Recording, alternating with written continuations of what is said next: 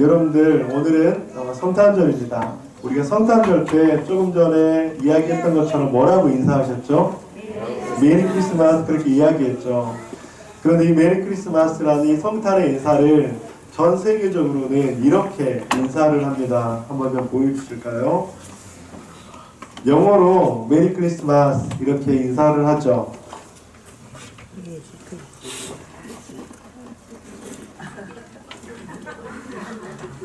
방송실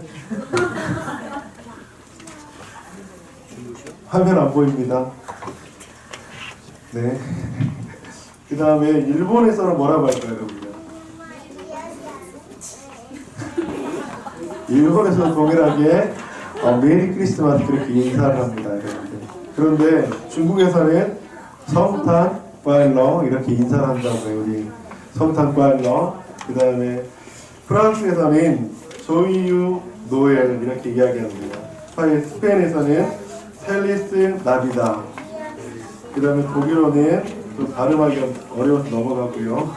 베트남 쪽지안신 브이베 이렇게 인사를 합니다. 여러분 쭉 한번 보세요. 한번 보시고 여러분들이 가장 마음에 와닿는 하고 싶은 그걸 한번 찾으셔서 옆에 계신 분들하고 그렇게 한번 인사하겠습니다.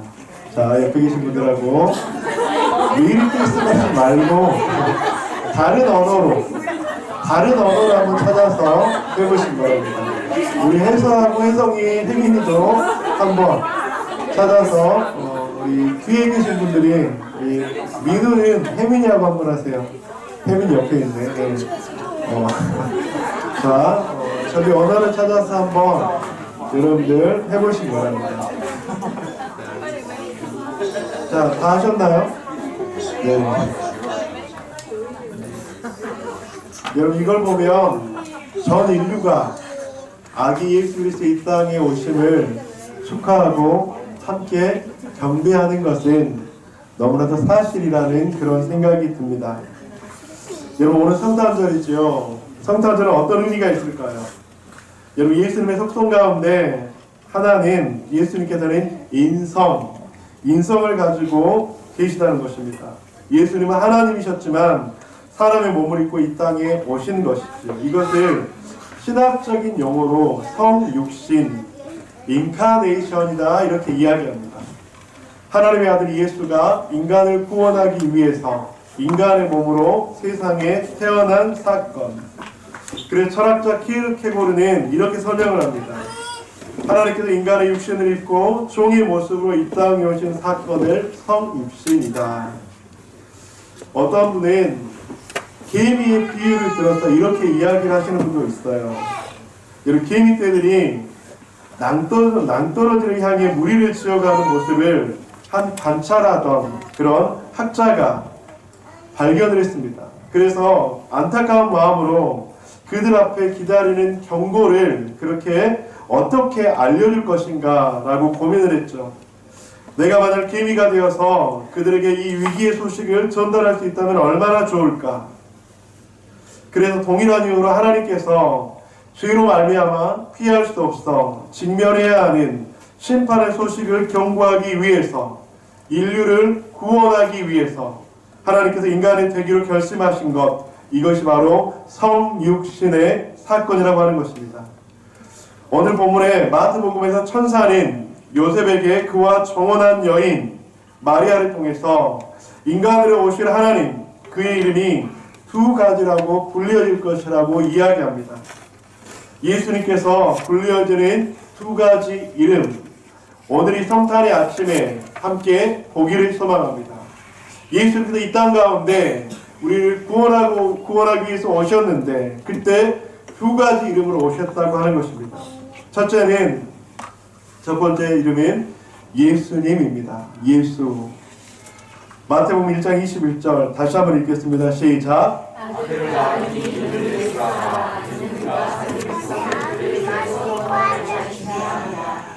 예수, 이건 그리스어입니다. 그리고 히브리 단어는 여호수아 혹은 예수아라고 이야기합니다. 그래서 여러분들 구약 성경의 여호수아도 동일하게 구원하다 그런 의미를 가지고 있습니다. 여러분 구원은 그런데 매우 광범위한 그런 범위, 의미를 가지고 있죠.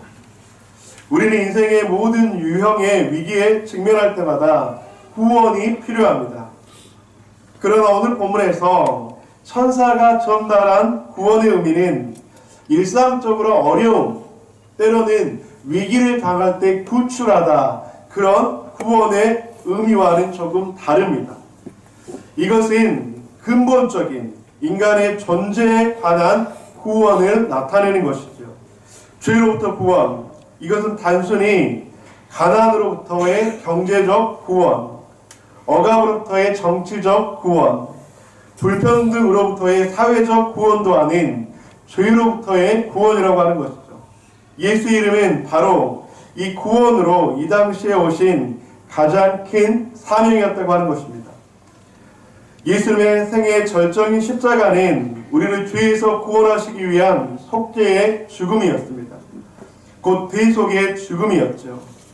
죄의 싹은 사망이고 영원한 진노를 우리가 받아야 하지만 하나님의 아들이신 예수님이 우리의 죄를 대속하여 속죄의 죄물로 그 생명을 우리가 죽을 자리에서, 형벌의 자리에서 생명의 자리, 구원의 자리로 옮겨 놓으셨다고 하는 것입니다. 마가복음 10장 45절, 인자가 온 것은 섬김을 받으려 함이 아니라 도리어 섬기려 하고 자기 목숨을 많은 사람의 대선물로 주려 함이니라.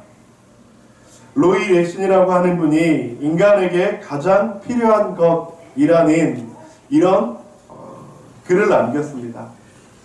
인간에게 가장 필요한 것, 인간에게 가장 필요한 것이 지식이었다면 하나님은 우리에게 교육과를 보내셨을 것이다.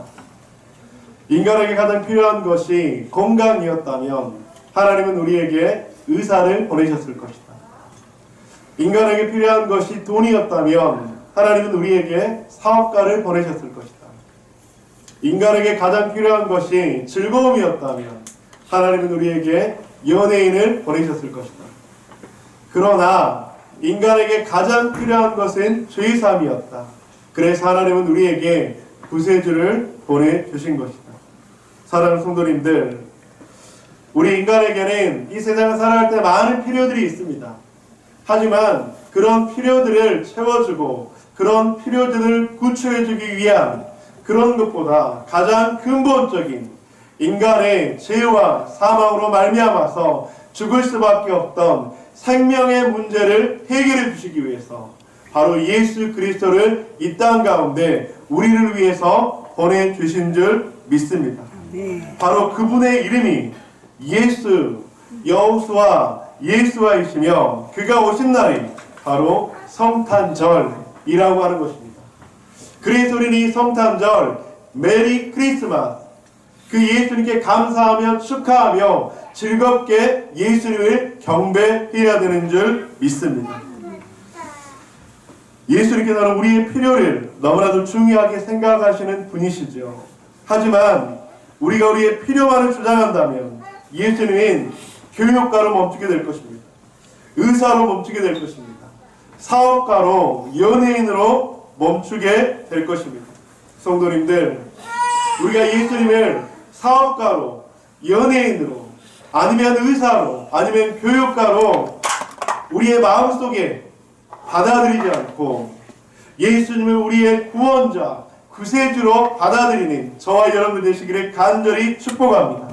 그래서 우리는 메리 크리스마스, 즐겁게 그분을 경배하고 예배해야 될 줄 믿습니다.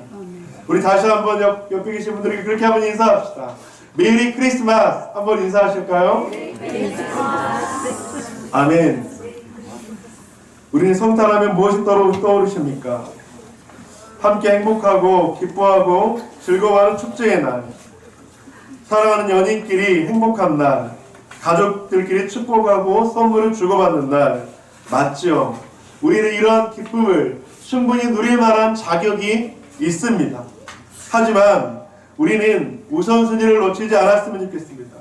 성탄의 주인공은 내가 아닌 아기로 오신 예수 그리스도이십니다.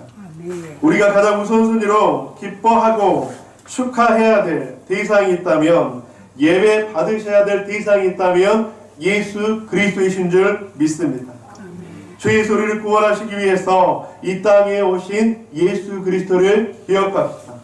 성탄의 참 주인이신 우리에게 구원의 은혜를 베풀어 주신 그 주님께 예배합시다.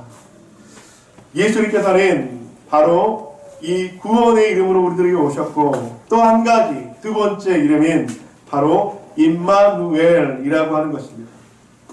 오늘 본문에서는 요셉에게 메시아로 오실 그분의 또 다른 이름 하나를 제시하십니다. 23절 함께 읽겠습니다. 시작.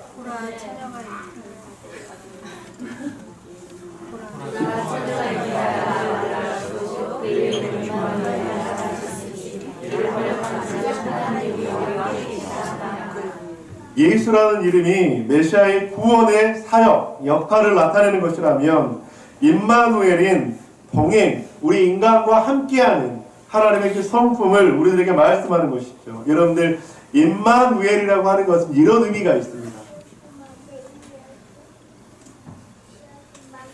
임마누엘, 임은 함께라는 의미입니다. 마누는 우리와, 엘인 하나님이라는 의미입니다. 그래서 하나님은 우리와 함께 하신다. 그는 우리를 죄에서 건져내고 그냥 내버려 두시는 분이 아닙니다. 그러니까 우리를 구원해 주시고 난 이후에 그냥 네 알아서 그렇게 살아라 라고 우리를 방치하시는 분이 아니라 우리의 평생에 동행하시는 분이라는 것이죠. 그리고 우리와 함께 하시는 분이라는 것입니다. 그래서 내가 너희와 함께 할 것이다. 내가 너희와 함께 할 것이다. 사망의 음침한 골짜기로 다닐지라도 해를 두려워하지 않을 것은 나의 지팡이가 너와 함께 하신다고 하시는 그 하나님의 놀라운 은혜라고 하는 것입니다. 물론 우리가 주님의 백성이라고 해도 주님의 임재를 항상 자각하지는 못해요. 그러나 우리가 주님의 임재를 자각하지 못해도, 눈에 보이지 않아도, 여러분 우리의 손에 잡히지 않아도 하나님께서는 늘 우리와 함께 하시는 임마누엘의 하나님이신 줄 믿습니다. 사랑하는 성도님들, 지금 이 시간에도 하나님께서는 여러분들과 함께 하시는 줄 믿습니다. 지금 여러분들이 예배당을 떠나는 그 시간에도 하나님께서는 여러분들과 함께 계신 줄 믿습니다. 그런데 야곱이라고 하는 사람인 자신의 연약함과 무지함을 성경에서 말씀합니다. 창세기 28장 15절에서 16절, 내가 너와 함께 있어 내가 어디로 가든지 너를 지키며 너를 이끌어 이 땅으로 돌아오게 할지라. 내가 내게 허락한 것을 다 이루기까지 너를 떠나지 아니하리라 하신지라. 야곱이 잠이 깨어 이르되 여호와께서 과연 여기 계시거늘 내가 알지 못하였도다. 여호와께서 과연 여기 계시거늘 내가 알지 못하였도다. 이런 야곱의 고백을 한 번도 하지 않는 저와 여러분들이 되시기를 간절히 축복합니다. 왜냐하면 주님께서는 우리와 함께 하시는데, 함께 하시는 그 예수님에 대해서 우리가 늘 자각하고 인정하고 믿고 신뢰할 때 우리는 불확실한 내일을, 불확실한 미래를 걸어도 담대하게 나아갈 수 있을 줄 믿습니다. 여호와께서 과연 여기 계시거늘, 주님이 보이지 않아도, 음성이 들리지 않아도, 응답이 더뎌도 주님께서는 여전히 우리와 함께 하시고 동행하고 계신 줄 믿습니다. 그래서 마태복음 마지막 장 마지막 구절에서는 이렇게 말씀하고 있습니다. 마태복음 28장 20절 함께 읽겠습니다. 시작. 내가 너에게 근거한 모든 것을 가르쳐 주지 않아. 부르짖어라. 내가 세상을 날지 너희와 항상 함께 있으리라. 아멘. 믿으십니까?